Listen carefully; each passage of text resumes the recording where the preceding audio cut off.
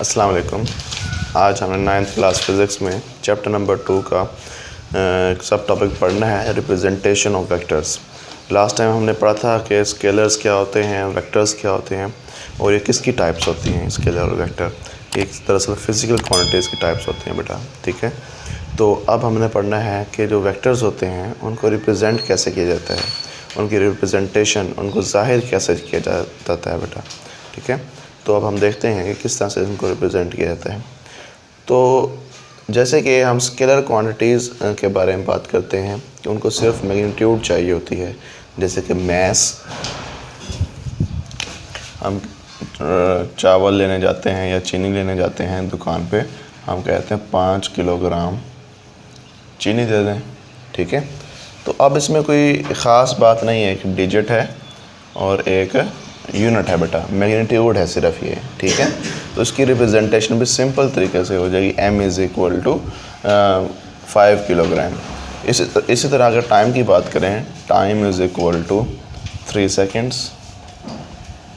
तो इसमें भी कोई ऐसी ख़ास बात नहीं है, सिर्फ मैग्नीट्यूड है, डिजिट है और एक न्यूमेरिकल डिजिट है और एक यूनिट है बेटा, ठीक है। तो इनको रिप्रेजेंट करना हमारे लिए क्या है बेटा, आसान है और सिंपल है, जबकि वेक्टर्स को रिप्रेजेंट करना हमारे लिए थोड़ा सा डिफरेंट है, ठीक है। अब वो कैसे? वेक्टर की रिप्रेजेंटेशन के 2 मेथड्स हैं। कितने मेथड हैं बेटा? 2 मेथड्स हैं।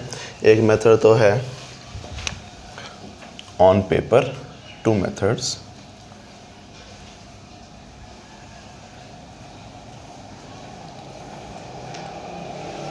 कितने मेथड हैं बेटा? 2 मेथड हैं। कि कौन कौन से बेटा? एक ऑन सिंपल पेपर और दूसरा बेटा ऑन ग्राफ, ठीक है। एक सिंपल पेपर के ऊपर है और दूसरा बेटा ग्राफ के ऊपर है, ठीक है। अब जो पेपर के ऊपर है इसके भी 2 मेथड्स हैं बेटा, और बहुत सारे मेथड्स हैं, तो वो हम देखते हैं कौन कौन से बेटा। एक तो हम इसका सिंबल यूज़ करते हैं। क्या यूज़ करते हैं बेटा? सिंबल। फ़र्ज़ कर लें कोई फोर्स है, या मैं लिखता हूँ फोर्स है 10 न्यूटन की टूवर्ड्स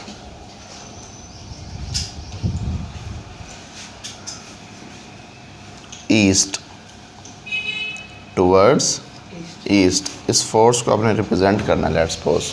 तो हम पहले पेपर के ऊपर रिप्रेजेंट करने का तरीका समझते हैं कि किस तरह से रिप्रेजेंट करेंगे, ठीक है। जब भी ऑन पेपर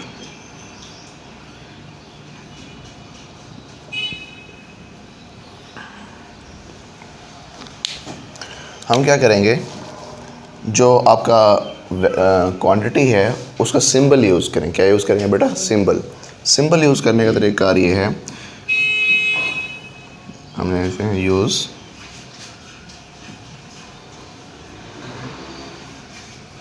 सिंबल।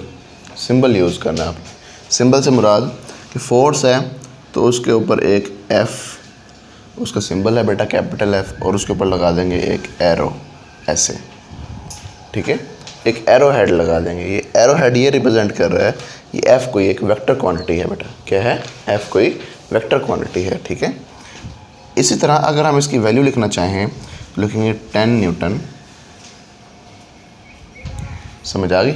और इसके साथ कोई ना कोई यूनिट वेक्टर लगा देंगे कि चलो टूवर्ड्स ईस्ट लिख देते हैं, वैसे का वैसा, ठीक है।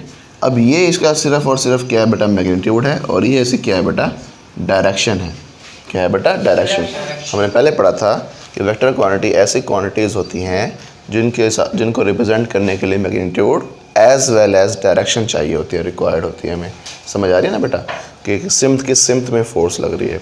इसी तरह बहुत सारी बेटा क्वांटिटीज़ हैं, जैसे कि वेलोसिटी, उसके ऊपर वेक्टर लगा देंगे, ठीक है। उसके बाद एक्सेलरेशन, ए के ऊपर वेक्टर लगा देंगे, एरो लगा देंगे। इसी तरह बेटा बहुत सारी हैं, जैसे मोमेंटम होगा, हम आगे पढ़ेंगे, उसके ऊपर भी वेक्टर लगा देंगे, ठीक है। एक तरीक़ेकार तो ये है, मैंने बताया था पेपर के ऊपर भी 2 तरीक़ेकार हैं, ठीक है। एक तरीक़ेकार तो ये वाला है कि सिंबल्स के ऊपर एरो हेड लगा दें। क्या लगा दें बेटा? एरो हेड, ठीक है। अब अगर आपने फोर्स लिखा है और फोर्स के ऊपर एरो नहीं लगाया, फ़र्ज़ कर लो F लिख दिया आपने और उसके ऊपर एरो नहीं लगाया, तो फिर इसका मतलब ये है it is not a vector. ये क्या नहीं है बेटा? वेक्टर नहीं है। समझ आ गया ना? जब एरो लगाएंगे तभी पता चलेगा कि ये वेक्टर है, जब एरो नहीं होगा तो इसका मतलब ये वेक्टर नहीं है बेटा। बात समझ आ गई? हर बार ऐसा नहीं होगा। एक तरीका और एक तरीका तो हमने पढ़ लिया कि भाई यूज़ सिंबल को यूज़ करेंगे और एरो हेड यूज़ करेंगे। क्या यूज़ करेंगे बेटा? Arrow head and arrow head. ठीक है। अब पेपर के ऊपर ही दूसरा तरीक़ेकार भी है। वो कौन सा तरीक़ेकार है बेटा?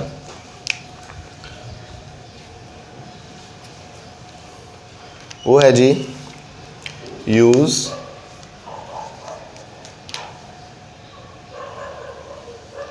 Bold letters. क्या करना है बेटा? बोल्ड लेटर्स को यूज़ करना है आपने। बोल्ड लेटर्स फॉन्ट होता है ना, एक होता है इटैलिक, बोल्ड, टाइम रोमन्स, ये आपने पढ़े हुए हैं। तो ये बोल्ड उसमें से फॉन्ट का साइज़ होता है। यानी कि आपने चीज़ों को जो लिखना है, सिंबल को लिखना है, जैसे फोर्स लिखना है आपने, उसको आपने कर देना है बोल्ड, यानी थोड़ा सा थिक कर देना। क्या कर देना बेटा? थिक। इस तरह से। बात समझ आएगी नहीं? ये थोड़ा सा थिक करके लिखा है मैंने। वैसे तो सिंपल F लिखा जाता है, अब इसको मैंने क्या किया बेटा? थोड़ा सा थिक किया है। समझ आ गई ना? तो अब इसके ऊपर एरो नहीं लगा हुआ, इसके ऊपर एरो नहीं लगा हुआ। हालांकि अब ये बोल्ड करके लिखा गया है। किस फॉर्म में लिखा गया बेटा? बोल्ड फॉर्म में। तो अब अभी भी ये किस को रिप्रेजेंट करेगा बेटा? वेक्टर को रिप्रेजेंट करेगा, हालांकि इसके ऊपर एरो नहीं है बेटा। समझ आई कि नहीं आई? तो पता चला या तो एक सिंपल सा लेटर लिख के उसके ऊपर एरो लगा दें तो वो वेक्टर बन जाता है। एरो नहीं लगाना चाहते तो ये सिंपल इस तरह से इसको बोल्ड करते हैं बेटा, फिर एरो लगाने की ज़रूरत नहीं पड़ती। तो फिर ये भी किस चीज़ को रिप्रेजेंट करता है बेटा? वेक्टर को रिप्रेजेंट करता है। समझ आ गई? अब देखा आपने, मैंने जब F लिखा था तो मुझे काफ़ी टाइम लगा है। क्या लगा है बेटा? काफ़ी टाइम लगा है। तो इसलिए फिर हम जब हाथ से लिख रहे होते हैं तो इसको प्रेफर नहीं करते बेटा, क्योंकि टाइम ज़्यादा लगता है इसके ऊपर। ठीक है, तो हम इसको प्रेफर करते हैं। समझ आ गई? F लिखा, उसके ऊपर एरो लगा दिया। लेकिन जब हम टाइपिंग कर रहे होते हैं तब हम ये कर सकते हैं। तो ये विद इन ये सिर्फ एक क्लिक के ऊपर ये सारा काम हो जाता है, तो फिर इसमें ज़्यादा टाइम नहीं लगता। कोई बात मुश्किल लगी ज़रा पूछो बेटा, शाबाश। इसी तरह अगर हम यहाँ पे एक्सेलरेशन लिखना चाहें,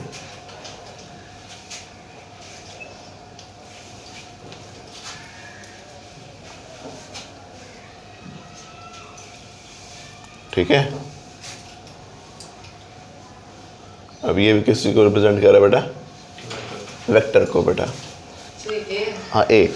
अब इसके ऊपर हमने एरो नहीं लगाया तो बट इसका मतलब ये क्या है बेटा? ये क्या है? एक वेक्टर क्वांटिटी, क्योंकि बोल्ड करके लिखा हुआ। क्या लिखा हुआ बेटा? इन्हें कहते हैं बोल्ड फेसेस। क्या कहते हैं बेटा? Bold faces.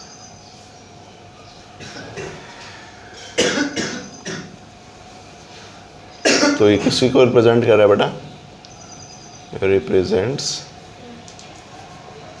वेक्टर। ठीक है, इसी तरह कोई भी वेक्टर हो सकता है हमारे पास। लेट्स सपोज कोई जर्नल वेक्टर है ए, तो उसको हमने लिखना है, इधर लिखेंगे उसको ऐसे कि ए के ऊपर एक एरो, और इधर लिखेंगे उसको बोल्ड करके।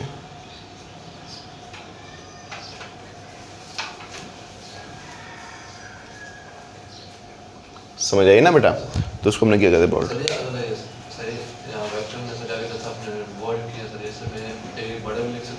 हाँ, नहीं, अगर हम कोई क्वांटिटी लिखेंगे, एक्सेलरेशन, वो हमेशा छोटे से लिखी जाती है, एक्सेलरेशन। ठीक है, और वैसे कोई वेक्टर लिखें, हम कोई वेक्टर लिखना चाहें, लेंथ का वेक्टर लिखना चाहें, कोई और अपनी मर्ज़ी का वेक्टर लिखना चाहें, तो वो अपनी मर्ज़ी से नाम रख सकते हैं। लेकिन जब एक्सेलरेशन को लिखेंगे तो उसको हमेशा स्मॉल ए लिखेंगे। वो इसी तरफ ऐसे ही होगा, ऐसे ही होगा। हाँ, होता ऐसे है कि आप एरो इस तरफ भी लगा सकते हैं और एरो इस तरफ भी लगा सकते हैं, लेकिन आपकी बुक में ये वाला एरो लगाया गया है, तो इसलिए हम ये लगाएं, हम भी यही लगाएंगे बेटा। बात समझ आएगी नहीं? तो बेशक डायरेक्शन इस तरफ हो, बेशक डायरेक्शन इस तरफ हो, बेशक ऊपर की तरफ हो, बेशक नीचे की तरफ हो, आप यही वाला एरो यूज़ करेंगे। समझ आएगी नहीं? तो ये वाला एरो यूज़ नहीं करेंगे। लेकिन ये गलत नहीं होता, क्योंकि आपकी बुक में ये लगा हुआ है, तो फिर हम भी इसी को फॉलो करेंगे, ठीक है। अच्छा, यहाँ तक कोई बात मुश्किल लगी ज़रा पूछो।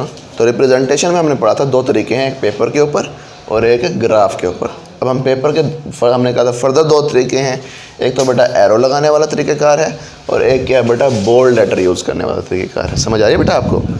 अच्छा, अब देखो ज़रा, अब हम ग्राफ के ऊपर चेक करते हैं, ग्राफ के ऊपर कैसे रिप्रेजेंट करना है वेक्टर को।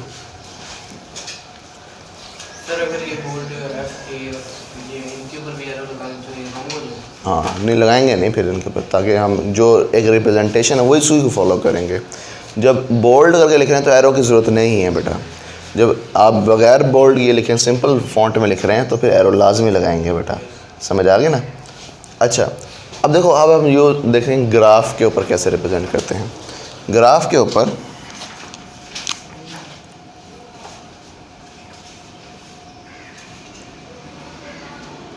ऑन ग्राफ के ऊपर हम कैसे इसको बेटा रिप्रेजेंट करेंगे वेक्टर क्वांटिटी को। सबसे पहले इसके वैसे तरीक़ेकार है पूरा, हम देखते हैं। सबसे पहले हम एक सुइटेबल स्केल सेलेक्ट करेंगे। क्या करेंगे बेटा?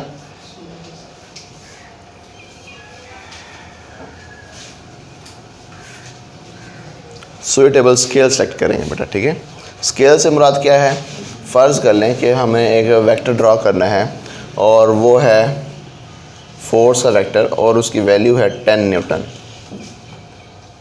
कितने न्यूटन बेटा? 10 न्यूटन। हम एक स्केल बनाएंगे और स्केल की वैल्यू क्या होगी? स्केल कैसे रखेंगे? स्केल कुछ इस तरह से रखेंगे, हमने लगानी होती है लाइन। क्या लगानी होती है बेटा? एक लाइन लगानी होती है। अब 10 न्यूटन तो हम पेपर के ऊपर रिप्रेजेंट ही नहीं कर सकते, तो हम इसको किसी चीज़ का रिलेट करेंगे। किसी चीज़ के साथ क्या करेंगे बेटा? रिलेट, हवाला देंगे इसका बेटा। हम कहेंगे लेट्स सपोज कि 1 सेंटीमीटर जो लाइन होगी ना, 1 सेंटीमीटर की जो लाइन होगी वो दरअसल 2 न्यूटन्स को रिप्रेजेंट करेगी। कितने न्यूटन्स को बेटा? 2 न्यूटन्स को रिप्रेजेंट करेगी। बात समझ आएगी नहीं? बात समझ आ रही है बेटा? हमने अपनी तरफ से ये एज्यूम कर लिया, तो उस पेपर के ऊपर लिख दिया ऐसे कि 1 सेंटीमीटर की लाइन 2 न्यूटन फोर्स के बराबर होगी। समझ आई? अब हमने रिप्रेजेंट कितनी न्यूटन करने हैं बेटा? 10 न्यूटन। तो हमें कितने सेंटीमीटर की लाइन लगानी पड़ेगी? 5 सेंटीमीटर की। तो हम दोनों तरफ 5 से मल्टीप्लाई कर देंगे, तो ये क्या बन जाएगा? 5 centimetre is equal to 10 newton. बन जाएगा? ऐसे नहीं बन जाएगा? तो अब ये देखो क्या बनेगा। अगर हमने 10 न्यूटन फोर्स को रिप्रेजेंट करना है तो हमें कितनी लाइन लगानी पड़ेगी बेटा? 5 सेंटीमीटर की लाइन लगानी पड़ेगी। बात समझ आ गई? अब हम बात करते हैं इसकी डायरेक्शन की। Towards east. समझ आ गई ना? टूवर्ड्स ईस्ट, ठीक है। अब देखो ज़रा कि अब हम क्या करेंगे। अच्छा, ये चीज़ क्या है इसकी? ये इस वेक्टर की मैग्नीट्यूड है बेटा। क्या है? मैग्नीट्यूड। और ये इस वेक्टर की क्या है बेटा? डायरेक्शन है। समझ आ गई ना? और क्योंकि वेक्टर मैग्नीट्यूड के साथ डायरेक्शन जब लग जाती है तो वेक्टर, ये क्वांटिटी क्या बन जाती है बेटा? वेक्टर। तो वेक्टर के ऊपर एरो लगाते होते हैं बेटा। बात समझ आ गई ना? अब देखो, अब हम इसको रिप्रेजेंट करने लगे हैं। अब सबसे पहले सुइटेबल स्केल बना लिया, उसके मुताबिक अब हम एक लाइन लगाएंगे कि 5 सेंटीमीटर की लाइन लगेगी, जो कि कितने न्यूटन्स के बराबर होगी बेटा? 10 न्यूटन्स के बराबर होगी। समझ आ रही है? अब देखो ज़रा कैसे हम यहाँ पे रेफरेंस लाइंस ड्रॉ करेंगे।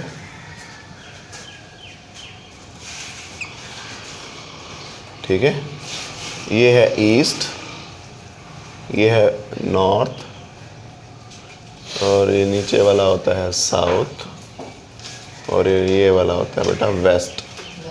क्योंकि हमने सिर्फ यूज़ कौन से करनी है बेटा? ईस्ट वाली साइड यूज़ करनी, तो फिर हम उसी को यूज़ करेंगे। ठीक है, अब देखो ज़रा, अब आपने क्या करना है बेटा? 10 न्यूटन को रिप्रेजेंट करना है टुवर्ड्स द ईस्ट, ईस्ट की तरफ। ठीक है, तो अब देखो हमने 10 न्यूटन के लिए कितनी लंबी लाइन लगानी पड़ेगी? 5 सेंटीमीटर लंबी बेटा। ठीक है, लेट्स सपोज कि 5 सेंटीमीटर इधर तक होते हैं। ठीक है, हम यहाँ से एक लाइन लगाएंगे, ये। अच्छा, अब ये जो लाइन थी ना, ये लाइन जो है 5 सेंटीमीटर की है, और ये कितने न्यूटन फोर्स के बराबर है बेटा? 10 न्यूटन फोर्स के बराबर है। अब डायरेक्शन किस तरफ है बेटा, टूवर्ड्स ईस्ट, ईस्ट की तरफ है बेटा, यानी कि वेस्ट से ईस्ट की तरफ होगी। तो अब हमने इसके ऊपर लगाना है एरो, क्या लगाना है बेटा, एक एरो लगाना है। एरो किस तरफ लगाएंगे, जिस तरफ डायरेक्शन दी गई है हमें, किस तरफ दी गई है, ईस्ट की तरफ। तो ईस्ट इस तरफ है, तो हम इसके हेड के ऊपर इस तरह से एरो लगा देंगे।